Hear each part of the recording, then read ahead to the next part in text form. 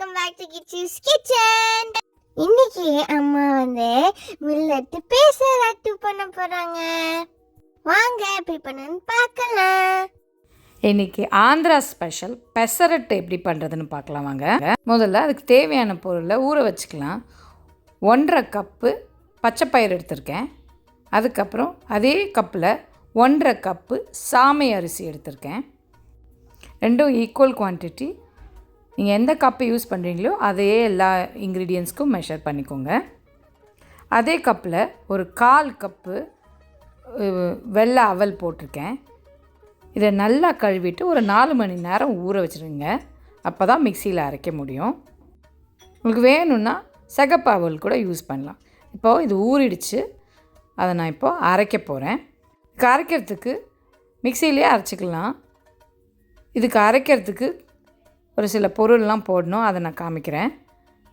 பச்சை மிளகா, இஞ்சி, பெருங்காயம், அதுக்கப்புறம் ஜீரகம், மிளகு, கருவேப்பிலை. நீங்கள் காரத்துக்கு ஏற்ற மாதிரி மிளகும் சேர்த்துக்கோங்க. நான் கட்டி பெருங்காயம் போடுறதுனால அரைக்கும் போதே போடுறேன். பவுட்ரு போடுறதுன்னா நீங்கள் மாவில் கூட சேர்த்துக்கலாம். இது ரொம்ப ஹெல்த்தியாக இருக்கும். புரோட்டீன் ரொம்ப நிறைய இருக்குது. கார்போஹைட்ரேட் கம்மியாக இருக்கிற ஒரு ஹெல்த்தியான டிஃபன் இது. கொஞ்சமாக தண்ணி ஊற்றி குறைப்பாக அரைச்சிக்கோங்க போதும். பாருங்கள், இப்படி தான் அரைச்சிக்கணும். இதுதான் கரெக்டான டெக்ஸ்சர். ரொம்ப மழுமழுன்னு அரைக்காதீங்க. இதை ஒரு பாத்திரத்தில் மிக்ஸ் பண்ணிவிட்டு இதுக்கு தேவையான உப்பு போட்டு மிக்ஸ் பண்ணிக்கலாம். கொஞ்சமாக தண்ணி ஊற்றிக்கோங்க கன்சிஸ்டன்சி அட்ஜஸ்ட் பண்ணுறதுக்கு. பாருங்கள், இதை நல்லா போட்டு மிக்ஸ் பண்ணிவிடுங்க. ஒரு 1 hour இதை டிஸ்டர்ப் பண்ணாமல் ஒரு ஓரமாக வச்சுக்கலாம். கொஞ்சமாக தண்ணி ஊற்றி அட்ஜஸ்ட் பண்ணிக்கோங்க ரொம்ப திக்காக இருந்ததுன்னா. பாருங்கள், இது ரொம்ப ஹெல்த்தியான ஒரு டிஃபன். நீங்கள் எப்போ வேணாலும் பண்ணலாம். இப்போ 1 hour ஆகிடுச்சு. இப்போது கல்லை சூடு பண்ணிவிட்டு நீங்கள் அடை தோசை ஊற்றுற மாதிரியே நீங்கள் இந்த பெசரட்டை ஊற்றிக்கோங்க. பாருங்கள், இப்போது எண்ணெயோ நெய்யோ உங்களுக்கு எது பிடிக்குமோ அதை ஊற்றி 2 பக்கமும் நல்லா வேக விடுங்க.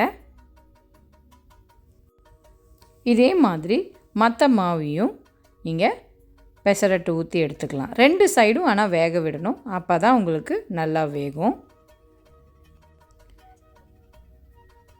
பாருங்கள், இது ரொம்ப ஈஸியாக வீட்டில் இருக்கிற இன்க்ரீடியன்ஸே வச்சு ரொம்ப ஹெல்த்தியான ஒரு பிரேக்ஃபாஸ்ட் ஐட்டம், ஒரு டிஃபன் ஐட்டம்.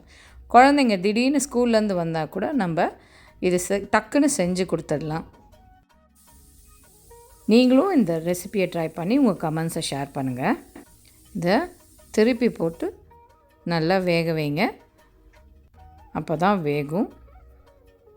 ஏன்னா இது கொஞ்சம் தோசையோட திக்காக இருக்கும், அதனால தான். பாருங்கள், இது நல்லா வெந்துடுச்சு. இப்போ இதை டொமேட்டோ சட்னி கூட சர்வ் பண்ணலாம். ரொம்ப சூப்பராக இருக்கும் இது. டொமேட்டோ சட்னியோட ரெசிபியை நான் லிங்க் ஷேர் பண்ணுறேன். ப்ளீஸ் செக் பண்ணி பார்த்துக்கோங்க. இன்னொரு இன்ட்ரெஸ்டிங்கான ரெசிபியோட நான் சீக்கிரமாக உங்களை சந்திக்கிறேன். Eat healthy, stay healthy. பாய்.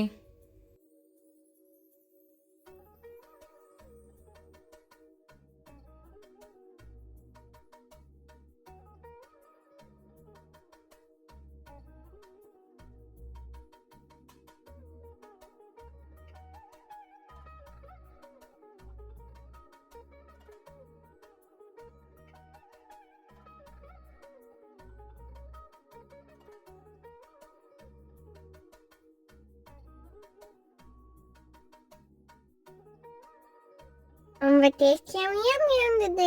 ஃப்ரெண்ட்ஸ், உங்களுக்கு இந்த வீடியோ பிடிச்சிருந்தா மறக்காமல் லைக் பண்ணுங்கள், ஷேர் பண்ணுங்கள், சப்ஸ்கிரைப் பண்ணுங்கள். பாய்.